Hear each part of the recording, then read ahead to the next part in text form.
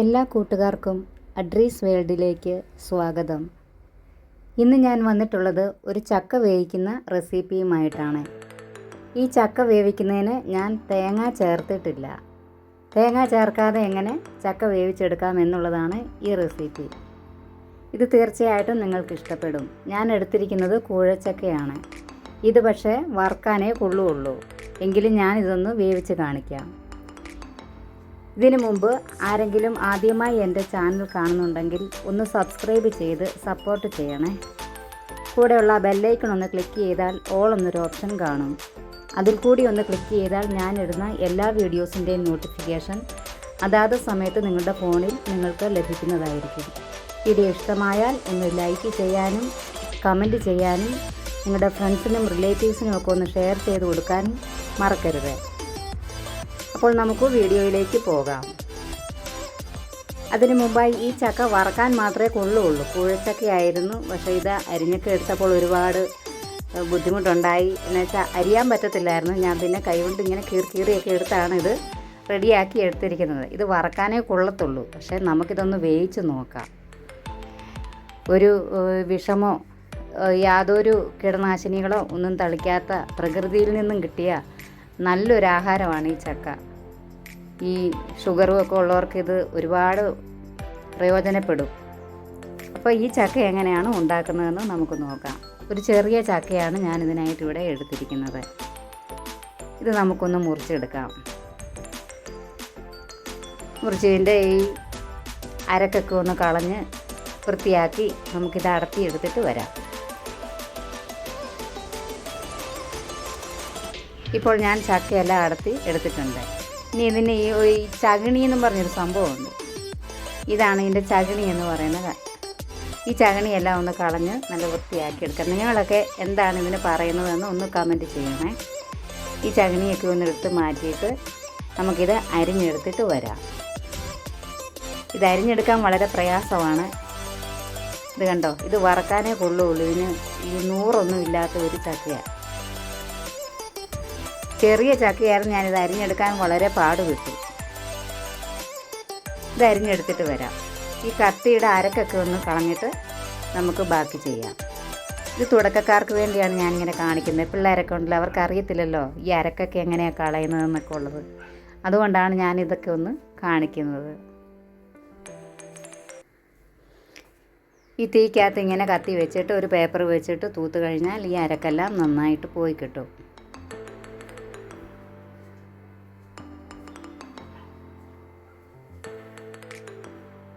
ഇനി നമുക്കിത് ചക്കയൊന്ന് അരിയാം. ചക്ക അരിയാനായിട്ട് ആദ്യമേ കയ്യിൽ ഒരല്പം വെളിച്ചെണ്ണ തേക്കുന്നുണ്ട്. കയ്യിൽ നന്നായിട്ട് വെളിച്ചെണ്ണ തേച്ചതിന് ശേഷം നമുക്ക് ഈ ചക്കയെല്ലാം അരിഞ്ഞെടുക്കാം. നിങ്ങളും ഇങ്ങനെയൊക്കെ തന്നെയാണ് ചെയ്യുന്നതെങ്കിലും അറിയാൻ പാടില്ലാത്തവർക്ക് വേണ്ടിയാണ് ഞാനിങ്ങനെ പറയുന്നത്.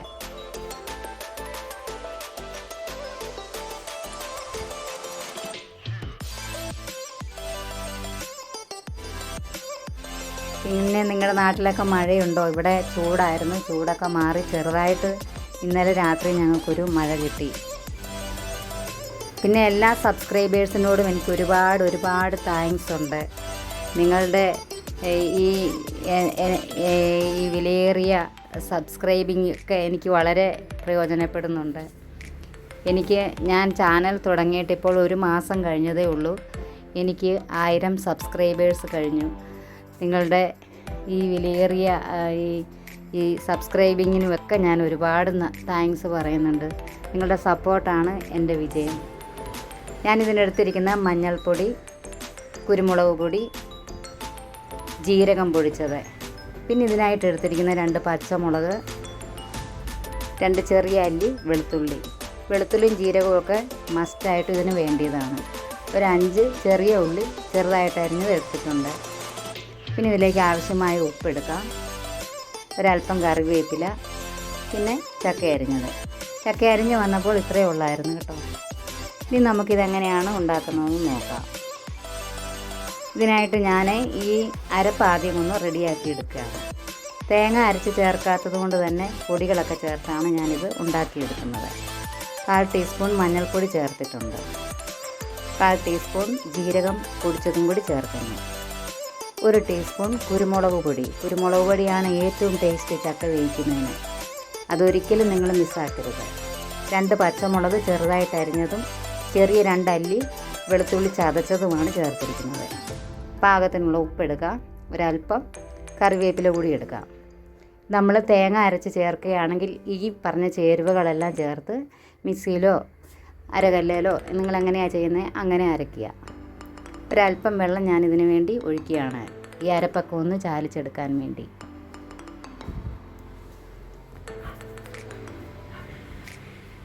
വീഡിയോ എല്ലാവരും സ്കിപ്പ് ചെയ്യാതെ ഒന്ന് കാണണേ. നമുക്ക് ചക്ക അടുപ്പത്ത് വയ്ക്കാം.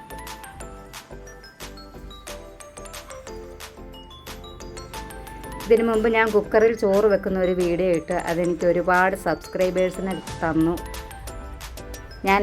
എന്നെ സപ്പോർട്ട് ചെയ്യുന്ന എല്ലാവർക്കും ഒരുപാട് താങ്ക്സ് ഉണ്ട് കേട്ടോ. ഇനി നമുക്കിത് അരപ്പെല്ലാം ഇതിലേക്ക് ഒഴിക്കാം. അപ്പോൾ ഞാൻ അടുപ്പ് കത്തിച്ചിട്ടുണ്ട്. നിങ്ങൾ അരച്ച് ചേർക്കുകയാണെങ്കിൽ ഈ സമയത്ത് ഈ അരപ്പ് ഇതിനകത്തേക്ക് ചേർത്താൽ മതി. ഒരല്പം വെള്ളം കൂടി നമുക്കിതിലേക്ക് ചേർക്കാം. ഇതിന് വേകാൻ ആവശ്യമായ വെള്ളം ചേർക്കണം. ഇതിപ്പോൾ വലിയ നൂറൊന്നുമില്ലാത്ത ചക്കയാണ്. ഞാൻ കുറച്ച് അധികം വെള്ളം ചേർക്കുന്നുണ്ട്, അല്ലെങ്കിൽ ഒരല്പം വെള്ളത്തിൻ്റെ ആവശ്യമുള്ളൂ. ആവി ഏറിയാൽ ഉടൻ ചക്ക വേകുന്നതാണ്. നമുക്കൊന്ന് അടച്ചു വെച്ച് വേവിക്കാം. നമുക്കൊന്ന് നോക്കാം ഇത് വെള്ളമൊക്കെ വറ്റിയോന്ന് നോക്കാം. വെള്ളം വറ്റിയോന്ന് നോക്കാനായിട്ട് ഇതുപോലെ നടുഭാഗം ഒന്ന് കുഴിച്ചിട്ട് നമുക്ക് തവിയോ എന്തോ ആണ് നിങ്ങളിങ്ങനെ നോക്കുന്ന സ്പൂണോ എന്തായാലും അത് വെച്ചിട്ട് നമുക്കിങ്ങനെ ഒന്ന് നോക്കിയാൽ മതി. അപ്പോൾ അറിയാൻ പറ്റും വെള്ളം പറ്റിയോ ഇല്ലയോ എന്നുള്ളത്. ഈ ചക്കയും വെന്ത് വന്നിട്ടുണ്ട്. ഇതിൻ്റെ വെള്ളമൊക്കെ പറ്റി നമുക്കിനി ഇതൊന്ന് ഇളക്കിയെടുക്കാം.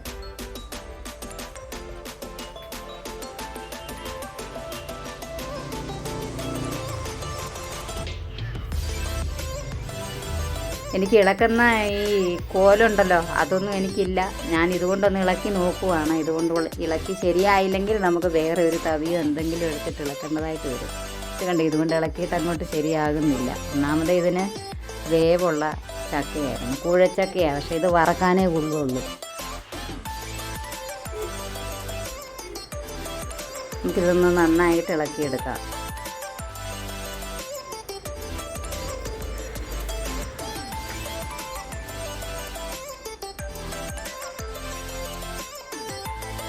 നല്ല നൂറൊക്കെ ഉള്ള ചക്കയാണെങ്കിൽ ഇത് നന്നായിട്ട് കുഴഞ്ഞ് കിട്ടും. ഞാൻ അതൊന്ന് മാറ്റി എൻ്റെ തവി കൊണ്ട് ഞാനൊന്ന് ഇളക്കുകയാണ്.